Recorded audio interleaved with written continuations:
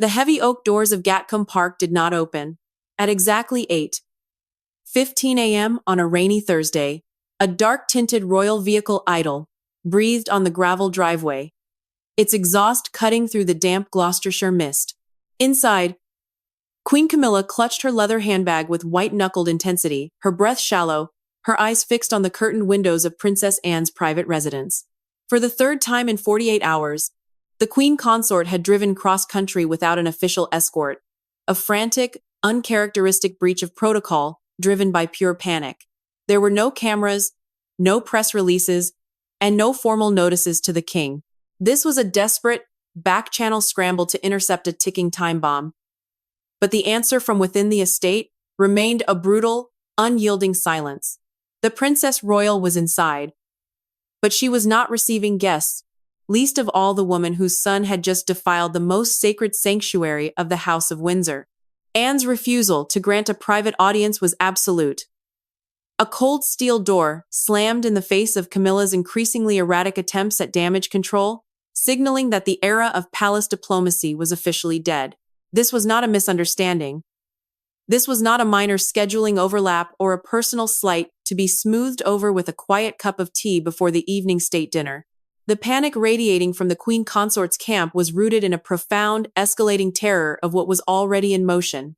Behind those closed doors, Princess Anne had already bypassed the crown's traditional intermediation loops, rendering Camilla's vaunted soft power utterly useless. The machinery of royal legal warfare had been untethered, and it was moving with a terrifying, calculated velocity that left the king's wife completely destabilized.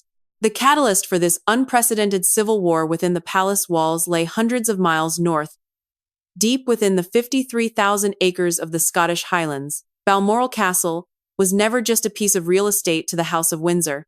It was the private, beating heart of the monarchy, a sanctuary purchased by Prince Albert for Queen Victoria, passed down privately outside of government ownership or public oversight. For the late Queen Elizabeth II, it was the only place on earth where the heavy crown could be set aside, where she could breathe, walk the rugged moors, and exist away from the relentless flashbulbs of the global press. It was also the deeply sacred ground where, on the 8th of September 2022, she drew her very last breath. For Princess Anne, who stood vigil at her mother's bedside during those final, solemn hours, Balmoral had become something untouchable, an altar of family memory and historical reverence. Yet, while the nation still remembered the late monarch's legacy with quiet respect, an audacious, clandestine commercial enterprise was allegedly taking root inside the castle's most private quarters. Tom Parker Bowles, the Queen's 50-year-old son, a private citizen holding no royal titles, drawing no public funds, yet possessing extraordinary, unvetted access due to his mother's marriage, had allegedly identified a highly lucrative, elite business opportunity. Exploiting the transitional administrative gap left after the late Queen's passing and capitalized on King Charles's frequent absences due to his ongoing cancer treatments, Tom had reportedly transformed the private sanctuary into a high-stakes, luxury commercial venue for ultra-wealthy international clients. The allegations were devastating in their precision. This was not an occasional tour or an unauthorized friend staying the weekend. It was a structured, highly exclusive commercial operation. Elite paying clients, individuals for whom money was an abstract concept and absolute exclusivity was the only acceptable currency, were allegedly being smuggled onto the estate. They were being offered an experience that no amount of money could legally buy: private, unescorted access to the deeply personal spaces of the late Queen. Among the most shocking details that emerged from Anne's quiet inquiries were the physical alterations made to the historic architecture of the castle itself, sacrilege disguised as luxury modernization. In the historic Albert Drawing Room, a space meticulously designed by Prince Albert himself in the 19th century, and lined with original oak paneling and priceless royal sketches, Tom had allegedly ordered the removal of the ancient wood structures. In their place, modern, climate-controlled wine cellars and harsh LED lighting tracks were installed to cater to the tastes of his high-paying guests, permanently damaging the original Victorian plasterwork underneath. Worse still was the defilement of the Queen's private study, the small, intimate room where Elizabeth II had written her diaries and received prime ministers. Sources revealed that the traditional royal tartan carpets had been ripped out and contemporary velvet carpeting had been aggressively stapled directly into the centuries-old hardwood flooring to create a trendy, cocktail lounge atmosphere for late-night entertainment. When Princess Anne discovered the truth on a quiet Tuesday, she did not yell. She did not confront Tom, nor did she pick up the phone to warn Charles or Camilla. Instead, she went completely, terrifyingly still, understanding that King Charles's deep devotion to Camilla would inevitably lead to the scandal being softened, buried, or absorbed into the palace's vast apparatus of face-saving compromises. Anne chose a path of absolute devastation. She marched directly to the Royal Legal Council. By the time the reality of the situation dawned on the family, it was already too late for internal mediation. Anne had initiated a formal legal filing against Tom Parker Bowles, accusing him of exploiting royal proximity and violating the private estate of the monarch.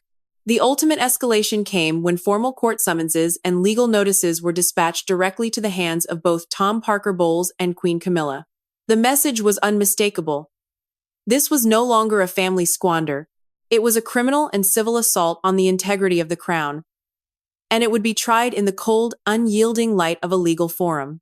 The receipt of these legal documents triggered an immediate, chaotic psychological collapse within Camilla's inner circle. Tom Parker Bowles, typically a smooth, charismatic fixture of London's elite culinary and social scenes, was reported to be in a state of absolute, paralyzing terror. The realization that his mother's royal shield could not protect him from the relentless determination of the Princess Royal left him completely exposed, facing not just social ruin, but a permanent expulsion from the upper echelons of British society. Camilla's reaction was one of unbridled, desperate fury. She recognized Anne's legal maneuver for exactly what it was: a brilliant, lethal checkmate designed to humiliate her family publicly and permanently destroy the fragile social acceptance she had spent 2 decades meticulously building. The suddenness of the legal strike, combined with Anne's icy refusal to even acknowledge her frantic phone calls or desperate attempts to secure a private meeting, threw the Queen Consort into a state of visible, frantic destabilization. Her usual composed, disciplined exterior evaporated, replaced by a volatile mix of panic and rage as she realized that her soft power, her emotional leverage over Charles, and her status as queen meant absolutely nothing to the Princess Royal. The lines had been drawn in iron, the legal machinery was churning, and for the first time since entering the royal house, Camilla found herself completely powerless to stop the impending slaughter of her son's reputation. The panic that consumed the Queen Consort within the isolated confines of her transport vehicle was not born out of a sudden lapse in judgment, but from a profound understanding that the traditional rules of palace engagement had been utterly dissolved. For 20 years, Camilla had operated as a master of the unwritten law, utilizing an intricate system of quiet whispers, emotional leverage, and social diplomacy to navigate the notoriously treacherous waters of the British monarchy. She had survived the intense hostility of the British public, the deep-seated resentment of traditional royalists, and the cold alienation of the inner family circles by mastering the art of the slow, patient retreat followed by the calculated, soft-powered advance. But as the rain continued to lash against the glass windows of her vehicle outside the locked gates of Gatcombe Park, that entire lifelong strategy of soft power collapsed into irrelevance. Princess Anne had not merely rejected a meeting. She had systematically deconstructed the very foundation of Camilla's influence by turning a private family crisis into an absolute legal reality. Inside the palace walls, the immediate fallout from the formal court invitations created an atmosphere of unprecedented hostility. Sources close to the household reported that Camilla's initial fury rapidly deteriorated into a frantic, disjointed campaign to force a retreat. She did not approach the situation with the calm dignity expected of a queen consort, but with the volatile desperation of a mother watching her family's social survival disintegrate in real time. Her internal communications with palace staff became increasingly chaotic, filled with conflicting demands and frantic orders to find a backdoor diplomatic solution. She tried desperately to initiate a series of casual, unrecorded encounters with the Princess Royal, attempting to corner Anne under the pretense of urgent royal administrative duties or shared family matters. Every single attempt was met with a bureaucratic brick wall. Anne's legal team simply reiterated that since formal legal proceedings had been initiated, any and all communication regarding the Balmoral estate must happen exclusively through the appointed legal officers, This total refusal to engage in private dialogue drove Camilla into a state of heightened psychological distress. The queen consort was accustomed to being heard, accustomed to the subtle nods and unspoken agreements that defined her relationship with the king. To be completely ignored, to be treated as a legal adversary by her own sister-in-law, was a devastating blow to her authority. Meanwhile, the psychological state of Tom Parker Bowles continued to worsen. The 50-year-old writer, who had spent his entire adult life enjoying the absolute best of luxury society without ever having to pay the institutional price for it, was now facing the terrifying reality of a public trial. His friends reported that he was practically trapped in his London residence, terrified of the impending exposure and paralyzed by the realization that his mother's crown was entirely useless against the righteous anger of the Princess Royal. The shield had dropped, the legal notices were active, and the iron will of Princess Anne remained completely unfazed by the frantic maneuvers of the Queen. The explosive escalation of this legal battle placed King Charles III in the most agonizing and destructive position of his entire reign. At 76 years old, while quietly enduring the exhausting physical toll of active cancer treatments and attempting to maintain the outward appearance of stability for a rapidly changing nation, the king found himself trapped within an ideological vice grip. He did not learn of his sister's dramatic legal offensive through a quiet, late-night conversation over tea at Clarence House. Nor did he receive a polite, preparatory briefing from his personal secretary. Instead, the devastating reality of the crisis crashed down upon him directly from his senior constitutional and estate attorneys. By the time the king fully comprehended that his own sister had initiated formal legal action regarding his privately owned estate, Princess Anne had already secured a massive strategic head start, leaving the monarch completely blindsided and functionally paralyzed. This deliberate decision, by the Princess Royal, to bypass the king entirely was a calculated public indictment of his historic inability to separate personal affection from institutional duty. Anne knew with absolute certainty that if Charles had been granted even a whisper of forewarning, his immediate, lifelong instinct would have been to shield Camilla and her children from public consequence. The king's historical approach to internal family discord had always been one of quiet management, a continuous process of absorbing shocks, softening blows, and utilizing vast palace resources to bury uncomfortable truths beneath blankets of diplomatic compromise. He loved his wife with a fierce, consuming devotion that had survived decades of public hatred, and he had spent half a lifetime ensuring that her children were welcomed into the royal folds as honored family members. Anne's preemptive legal strike shattered that protective shield entirely, forcing the king to confront the crisis not as a protective patriarch, but as the official custodian of the crown's integrity. As the legal machinery ground forward, the private quarters of the king and queen became an arena of immense psychological warfare. Camilla, entirely unaccustomed to such absolute administrative defiance, directed the full force of her emotional leverage toward her husband. Palace insiders described a series of late-night confrontations that were deeply volatile, entirely stripping away the carefully cultivated image of the harmonious, elder royal couple. Camilla reportedly demanded that Charles utilize his absolute authority as monarch to intercede, to order his sister to stand down, and to have the legal filings quietly quashed or diverted into a private arbitration panel. She argued with mounting desperation that the public exposure of Tom's actions would permanently fracture the legitimacy of the court, dragging the Parker Bowles name through the mud and undoing 20 years of meticulous public image rehabilitation. Yet Charles found himself entirely powerless to grant his wife the salvation she demanded. To intervene on behalf of Tom Parker Bowles would mean directly opposing Princess Anne, a woman whose unyielding integrity, tireless work ethic, and fierce loyalty to their late mother represented the moral backbone of the contemporary monarchy. Anne's legal team possessed ironclad, irrefutable evidence of the structural desecration and unauthorized commercial exploitation of Balmoral Castle. If Charles attempted to suppress the case, he would not only alienate his most trusted sibling, but he would also signal to the entire institutional apparatus that he valued the financial greed of his stepson over the sacred memory of Queen Elizabeth II. The king was caught between the woman he adored and the sister he respected, staring down an internal rebellion that threatened to consume the final chapter of his life, entirely drained of the energy and authority required to force a peace. While King Charles III remained frozen in the agonizing center of this constitutional and emotional vice grip, A decisive shifting of the generational guard was already taking place within the deeper power structures of the palace. Prince William, the Prince of Wales, had been watching the developing crisis with a cold, calculated focus that mirrored the unyielding discipline of his aunt, Princess Anne. For the future king, this was not a shocking aberration, but the inevitable explosion of a systemic vulnerability that he had been quietly working to eliminate for years. William did not hesitate, nor did he offer any diplomatic platitudes to soothe the frantic anxieties of his stepmother. Within 48 hours of the formal legal notices landing on the desks of the Parker Bowles family, William had made his position undeniably clear to the inner core of the royal household. He stood with Princess Anne completely, without reservation, and with the full weight of his institutional authority. This absolute alignment between the Prince of Wales and the Princess Royal shattered any remaining hope Camilla had of utilizing her soft power to force a family compromise.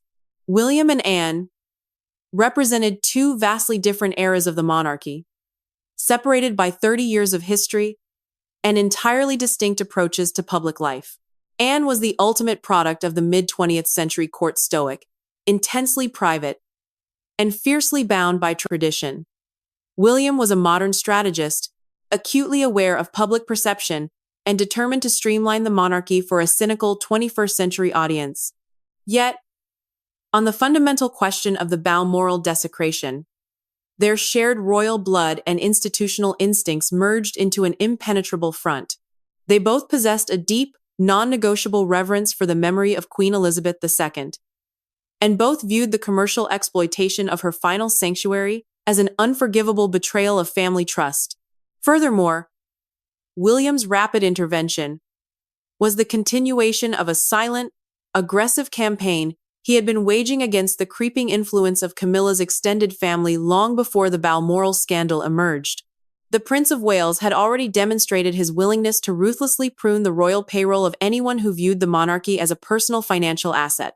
A primary example of this occurred shortly after the passing of Queen Elizabeth II, when William inherited the vast and lucrative Duchy of Cornwall. For nearly 2 decades under Charles' management, Annabel Elliot, the younger sister of Camilla, had been employed as a chief interior designer for the estate, receiving substantial annual sums ranging between £82,000 and £102,000 to oversee decorations across duchy properties. The moment William took absolute control of the duchy, Annabel Elliot quietly and completely disappeared from the financial accounts. There was no grand public announcement, no dramatic press release detailing a dispute, and no opportunity for Camilla to negotiate a softer transition. William simply removed her name from the payroll and replaced her with trusted figures from his own close personal circle, including the godparents of his children. The message sent to Camilla's camp at that moment required absolutely no translation. The accession of the new generation meant the immediate end of unearned privilege and back-channel family enrichment. Now, with the Balmoral crisis threatening to engulf the private estate of the king, William seized the opportunity to expand this rigid doctrine of isolation. Access was the ultimate currency of the British court, a priceless commodity that allowed private individuals to project power and influence simply by being seen within the inner sanctums of the crown. William moved swiftly and silently to devalue that currency for everyone associated with the queen consort.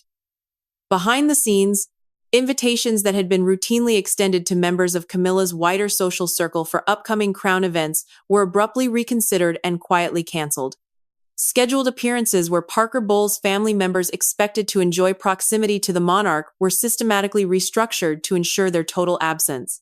This was not a loud, dramatic execution, but a slow, suffocating, and entirely deliberate narrowing of the circle.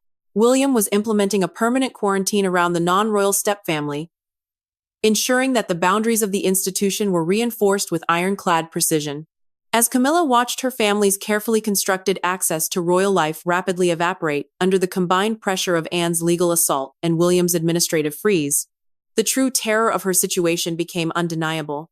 The protective umbrella of King Charles's reign was drawing to its inevitable close, and the architects of the next chapter had already judged her family and found them completely unworthy of the space they occupied. The escalating pressure from this united royal front culminated in a quiet but devastating institutional coup during the deep winter months. King Charles III, physically diminished and exhausted by the relentless internal warfare splitting his household apart, enacted a sweeping administrative restructuring that passed completely unnoticed by the mainstream international press, without issuing a single formal press release, without a dramatic announcement from the Buckingham Palace communications team, and without providing any public explanation for the sudden shift in strategy. The monarch quietly overhauled the internal advisory group responsible for the absolute oversight and day-to-day management of his private estates, including the desecrated grounds of Balmoral Castle. On paper, the changes appeared to be nothing more than routine bureaucratic adjustments, a simple rotation of long-serving estate managers and legal trustees. In reality, sources deep within the royal household confirmed it was a direct emergency response to the systemic failure that had allowed Tom Parker Bowles to breach the sanctuary gates. The true significance of this quiet restructuring lay buried deep within the identities of the newly appointed oversight officials. The individuals added to the Private Estate Council were not the trusted, lifelong allies of King Charles III, nor were they figures selected by the monarch acting under his own independent authority. Every single key appointment belonged to the inner circle of Prince William. These were fierce loyalists, experienced administrators, and legal experts who reported ultimately and directly to the Prince of Wales. By surrendering a significant portion of the administrative control over his own private property to the future king, Charles was making a profound, tragic admission to his sister and his son. The king was openly acknowledging that his existing oversight structures had failed completely, that he no longer possessed the independent institutional energy to police his own household, and that the transitional authority of the crown had already begun to shift toward the next generation long before his reign reached its natural conclusion. This administrative surrender dealt a fatal blow to the remaining psychological defense mechanisms of Queen Camilla. For months, she had attempted to frame the crisis as an isolated, vindictive assault launched by an old-fashioned princess royal, who was simply incapable of accepting a modern, blended family dynamics. But the sudden, aggressive introduction of Prince William's personal staff into the direct governance of Balmoral dismantled that narrative entirely. It forced a terrifyingly serious conversation inside the palace walls that the senior members of the royal family had spent decades trying to avoid. But everyone knew was entirely inevitable. The Balmoral scandal forced the institution to confront the deep, unresolved legal and moral ambiguities surrounding the gray zone figures of the modern court. When a private citizen marries into the senior core of the British royal family, their adult children from previous relationships enter a highly complex, dangerously unmonitored gray zone of proximity. These individuals are treated as family in the emotional and personal sense, attending intimate Christmas dinners, gathering at private anniversaries, and moving freely through historic residences that the public will only ever view from behind iron security fences. Yet, they remain private citizens.